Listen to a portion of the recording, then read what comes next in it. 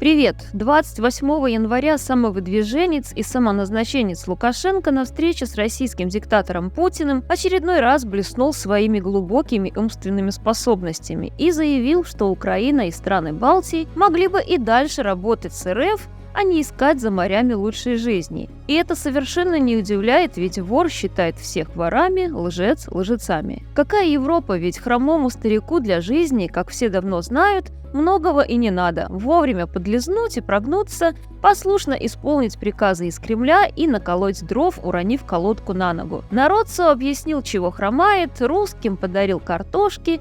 Все вопросы закрыты, не жизнь, а сказка. Колхозному императору даже в голову не приходит построить современную самостоятельную демократическую страну, где человек – это гражданин, а не раб. Также ранее, обсуждая открытие памятника в Ленинградской области к 80-летию освобождения Ленинграда от блокады, белорусский псевдопрезидент заявил, что было бы неплохо, чтобы тут стоял кто-то из Украины. 3 славянских народа пострадали, но их нет. Что делать? Это их выбор на другой курс. Но, думаю, они вернутся к нам, деваться некуда, сказал Лукашенко. Правда, абсолютно неясно, кого он хотел увидеть. Если он имел в виду Януковича или Медведчука, то они и сами брезгуют стоять с ними рядом. Ведь не хочется лишний раз смотреть на собственное замечательное будущее. Я, кстати, искренне уверена в том, что украинцы обязательно вернутся к диктаторам. Вернутся и спросят за все. За убитых, изнасилованных, за всех, кого пытали, кому искалечили жизнь. Поэтому пусть ждут, недолго осталось.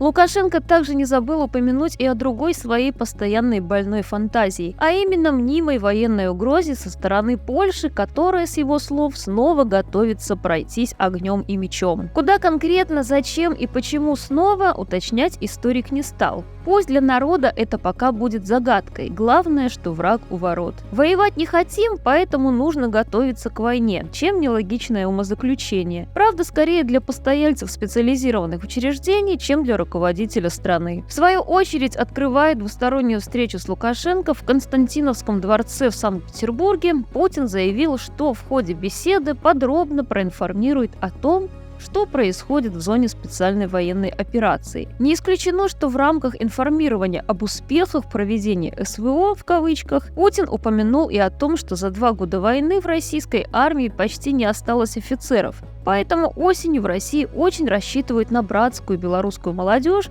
особенно в военных вузах РФ. По данным Украинского центра национального сопротивления, россияне вербуют белорусскую молодежь на обучение в российских военных высших учебных заведениях. Представители вооруженных сил РФ проводят так называемые «Дни открытых дверей» в райцентрах Республики Беларусь, где гражданам РБ предлагают учиться на офицеров в российских военных высших учебных заведениях. И название этого видео вовсе не кликбейт, как кому-то могло показаться на первый взгляд. Подобные мероприятия в современных условиях – не что иное, как скрытая мобилизация белорусских граждан под контролем белорусского генштаба и Верховного бульбафюрера. Цели ясны – поддержание путинского режима, потому что без него существование белорусского невозможно. Участие в открытом противостоянии уничтожит последние 3% рейтинга Лукашенко. А гибридная поддержка как вооружением, так и свежим мясом в угоду Путину – это пожалуйста. Очень показательно в этой ситуации выглядит тот факт, что в самой Беларуси вооруженные силы также испытывают проблему с укомплектованием офицерами. Эту проблему пытаются решать за счет призыва на службу офицеров запаса. Но насколько успешным будет это решение, пока еще не ясно. Так или иначе, плевал Лукашенко на военную безопасность и обороноспособность самой Беларуси. Есть Путин, значит, есть Лукашенко. Давно не секрет, что граждане Беларуси с самого начала так называемого СВО участвуют в военных действиях в Украине на стороне РФ в качестве наемников ЧВК «Вагнер» и Министерства обороны РФ. Информация о таких героях периодически появляется в СМИ. В этом контексте нельзя обойти вниманием тот факт, что 23 января возле украинских Крынок был ликвидирован очередной гражданин Беларуси, старший лейтенант Лазарев Денис Александрович, 1976 года рождения, который воевал в составе 328-го полка 104-й десантно-штурмовой дивизии армии РФ и погиб при попытке штурма позиций украинских сил. Подтверждением этого факта стал обнаруженный при нем военный билет, который был выдан в декабре 2022 года, уже после вторжения России в Украину. Мы же, в свою очередь, призываем граждан Беларуси Беларуси ни в коем случае не присоединяться к захватнической российской армии и не становиться военными преступниками.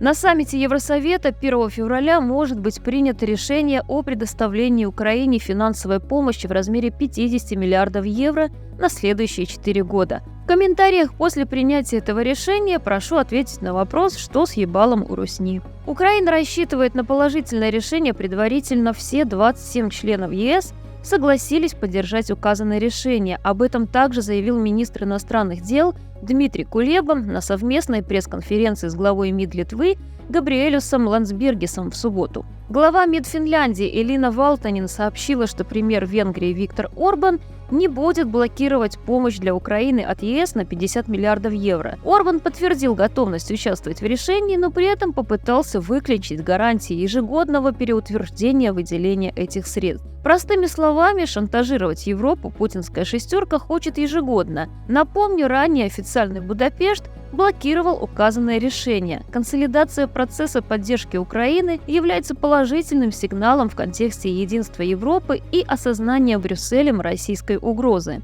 Помощь Украине – это инвестиция в безопасность Европы. 50 миллиардов евро – критически важный вклад для того, чтобы поддерживать украинскую экономику, ее промышленность, социальные программы в течение следующих 4 лет. Путин поставил на карту все и готовится к продолжительной войне. Географические и временные рамки этой войны не ограничены. Все решается на поле боя и зависит от имеющегося боевого потенциала русской армии. При данных обстоятельствах своевременная поддержка Украины остается единственным способом обезопасить Европу от тех рисков и угроз, которые будут обусловлены растущей военной активностью со стороны Кремля.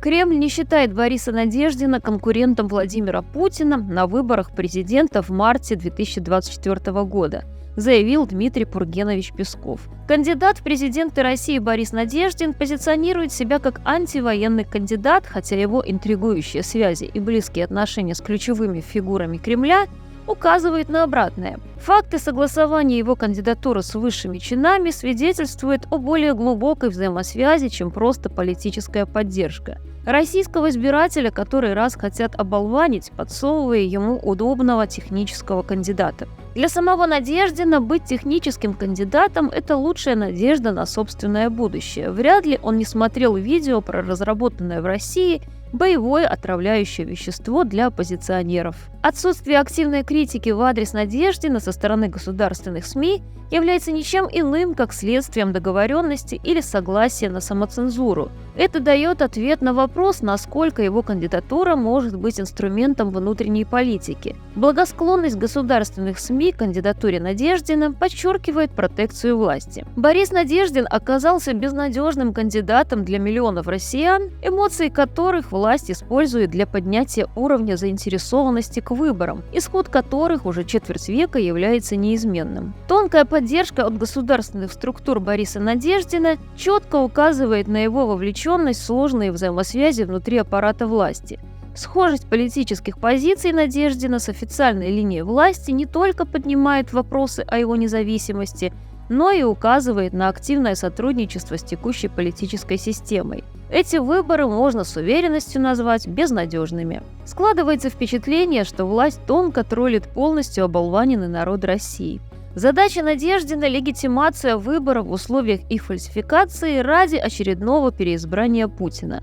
Данный технический кандидат призван обеспечить дополнительную явку оболваненного электората на выборы, показав таким образом, что царя вновь переизбрали по народной воле. Следовательно, все дальнейшие решения Путина, в том числе и в вопросе новой волны мобилизации, также будут считаться легитимными. Кремлевским пропагандистам, военкорам и остальному медиасообществу нужна красивая картинка, способная хотя бы частично прикрыть фарс очередного показательного переизбрания Путина.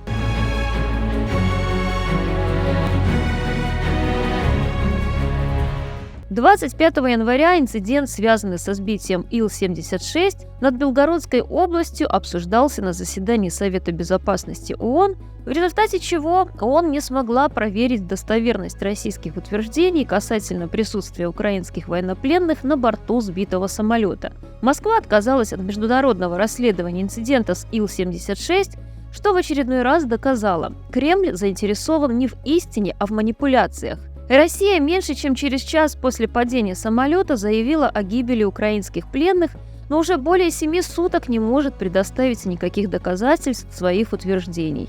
Так как инцидент является частью вооруженного вторжения России в Украину, официальный Киев имеет абсолютно законное право атаковать любые российские военные цели. Российский авиапром находится под санкциями и не может производить самолеты, подобные Ил-76. Каждый сбитый такой борт – удар по вооруженным силам России, которая превращается в архаичную, незащищенную, а потому уязвимую сухопутную армию. И если вспомнить про стратегического союзника России, то яблоко, как вы помните, недалеко падает от яблони.